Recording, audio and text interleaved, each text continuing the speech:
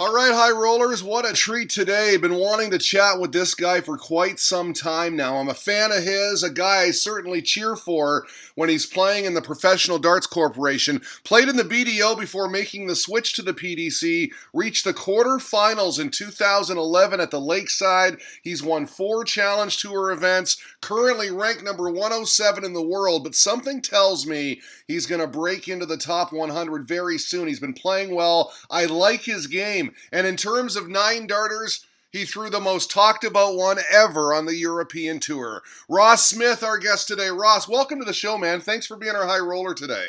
Yeah, no problem whatsoever, mate. Yeah, really appreciate your time. We got to start with the 9-darter of yours, of course, the curse, a curse named after you, the curse of Ross Smith. Take us back to 2013 in that match with Adrian Lewis in Gibraltar. You nailed perfection, man. That's no easy feat, right? Oh no, yeah, it's not easy at all. There's not many players who can say they've hit one, but yeah, it was a great achievement and something I'm very proud of.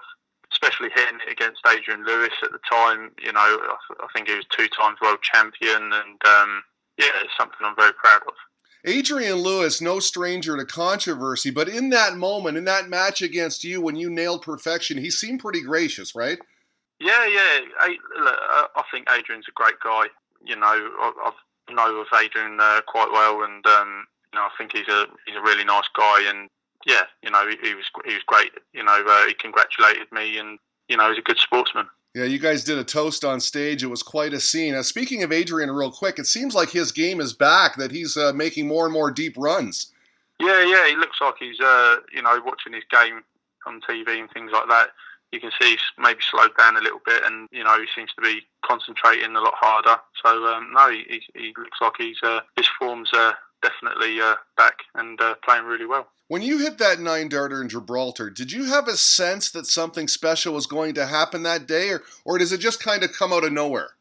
No, it just sort of come out of nowhere. I remember playing the first game against Andy Smith, Pie Man, and I played well in that game. Won that one, and then obviously played Adrian Lewis. And to be honest, the 9-darter is a bit of a blur, especially now. But it's something I'm really proud of, and yeah, it's good, good times. Okay, so how does the curse develop, and when does it develop? Is it shortly thereafter, or does it take a year or two? To be honest, I never come up with it or anything like that. It was just, I think obviously, there's so many 9-darters hit nowadays, especially in the PDC. You could say there's even a couple of weekend, or at least one every week, or so on. So they're hit quite often. But when I hit that one at the European Tour in 2013, and for it not to be hit after a certain amount of time, and then it then becomes years, and then all of a sudden 5 years. But I think a couple of years ago, they, Paul Nicholson and Dan Dawson come out with the state, they call it the curse of Ross Smith, and it stuck for a while, and it all sort of come about from that, really. Yeah, it really is amazing how things like that develop. You got a lot of play out of it, that's for sure. The 4th edition of the Maximum magazine just released. It's promoted this way. Nathan Aspinall exclusive interview. Schindler calls for a World Cup expansion. Van Gerwen ends the curse of Ross Smith.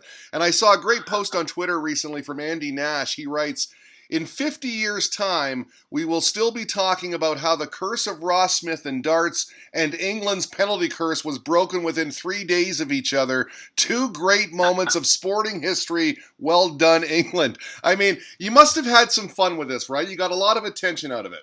Oh yeah, it was good publicity, and especially the last 2 years, I had a break from darts. I didn't really play at all, having a break away from it, and watching a bit here and there, and especially when it's coming up on Twitter. I wasn't even playing at the time, and I'm still getting talked about. But I was having a giggle at home and watching these 9-darters miss. It was quite funny. So I enjoyed it. Yeah, absolutely. Now, as you know, High Roller Radio did an in-depth report on YouTube about the curse of Ross Smith. We tweeted it out saying, really hope Dan Dawson and Ross Smith enjoy this. First of all, did you enjoy it? And secondly, Dan Dawson and his colleagues on the European Tour really promoted this thing, talked about it incessantly. Did you enjoy that? Yeah, definitely. You know, like I said, it was all good publicity, and you know, I found it, you know, quite amusing, and it was, you know, a bit of a giggle. So yeah, you know, it was great fun to watch, and you know, I appreciate the comments as well. All right, fast forward to 2018, you qualify for the Gibraltar Darts Trophy, back to the scene of the crime, if you will. What was that like for you going back there? And you said on Twitter you were going back there to break your own curse. Yeah. No, obviously Gibraltar, a lovely place, and you know, obviously good memories there from previous tournaments. So yeah, it was all good. But to break the curse again would have been something special and things like that. But you know, it didn't happen. But I sort of tried making a bit of a joke out of it. But when I was up there, you know, you just want to win your games, and you know, if you kick off with a 180 and you know hit another 180, then I might have been thinking about it, I suppose. But no, I just wanted to win my games at the end of the day. All right, just last month, the European darts match play, Michael Van Gerwen breaks the curse. He throws a 9-darter against the relentless one, Ryan Joyce. He goes 180, 177, then the 144 out. How did you find out about the perfect game, and did it make you sad, or is it time that the curse ended? No, it didn't make me sad at all. It's definitely time. You know, 5 years is you know, long enough. But no, I found out about it. Funnily enough, I was at a wedding at the time in the evening, and I started getting a text message after text message. And I'm thinking, who's this sort of thing? And then it's just everyone keep messaging me saying the curse is broken, and you know, it was just yeah, I'm glad it's broken in a way, and you know, we can all move on. And yeah, it was a bit of fun, and it lasted a good time. So yeah, all good. Now, I've been watching your matches in 2018, and you seem right there or thereabouts. It seems like you're playing well. Back in January, you tweeted, absolutely delighted to retain my official PDC Tour card. Thanks to everyone for the support. Means a lot. Looking forward to the season ahead.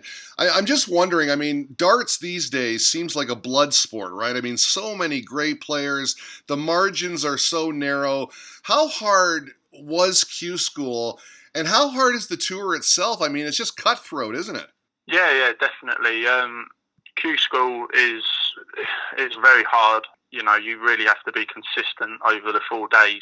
You've got a number of something like 500 people, you know, around that mark enter Q school, and you probably got 24 places, something like that, up for grabs. So it's pretty cutthroat, and you know, it's draining as well, mentally draining. You know, to play 4 days constant, you know, like that consecutively, and it is very draining. So, you know, you've got to play as consistent as you can to either build points up or go through on the day. But even if you go through on the day, it's a very long day. And playing on the Pro Tour, you know, well, you're playing against the best players in the world. You know, it's not easy at all. You know, you're talking about a millimetre miss could cost you, you know, a ranking place, or you know, a lot of money as well. So, you know, there's a lot of pressure on it, and it's people's livelihoods at the end of the day. So, yeah, it is very cutthroat, but enjoyable at the same time. Otherwise, we wouldn't be doing it.